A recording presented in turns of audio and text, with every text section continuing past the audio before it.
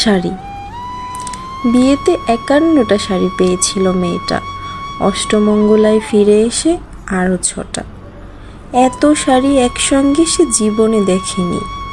আলমারির প্রথম থাকে সে রাখলো সব নীল শাড়িদের। হালকা নীল একটাকে জড়িয়ে ধরে বলল, তুই আমার আকাশ। দ্বিতীয় থাকে রাখলো সব গোলাপিদের। একটা গোলাপিকে জড়িয়ে সে বলল, তোর নাম অভিমান। তৃতীয় থাকে 3টি ময়ূর, যেন 3 দিক থেকে ছুটে আসা সুখ। তেজপাতা রং যে শাড়িটার, তার নাম দিল বিষাদ। সারা বছর সে শুধু শাড়ি উপহার পেল। এত শাড়ি সে কি করে এক জীবনে পরবে? কিন্তু বছর যেতে না যেতেই ঘটে গেল সেই ঘটনাটা। সন্ধ্যের মুখে মেয়েটি বেরিয়েছিল স্বামীর সঙ্গে চাইনিজ খেতে। কাপড়ে মুখ বাঁধা 3টি ছেলে এসে দাঁড়ালো।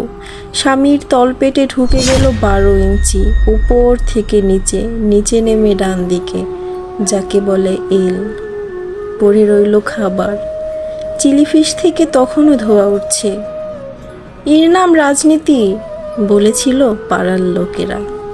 বিয়েতে 51টা শাড়ি পেয়েছিল মেয়েটা। অষ্টমঙ্গলায় ফিরে এসে আরও 6টা। একদিন দুপুরে শাশুড়ি ঘুমিয়ে সমস্ত শাড়ি বের করে 6তলার বারান্দা থেকে উড়িয়ে দিল নিচের পৃথিবীতে। শাশুড়ি পরিয়ে দিয়েছেন তাকে সাদা থান। 19 বছরের একটা মেয়ে, সে একা। কিন্তু সেই থানও এক ছটকায় খুলে নিল 3 জন। পাড়ার মোড়ে একটি সদ্য নগ্ন বিধবা মেয়ে দৌড়াচ্ছে আর চিৎকার করছে, বাঁচাও। পিছনে 3 জন। সে কি উল্লাস! নির্বাক পাড়ার লোকেরা।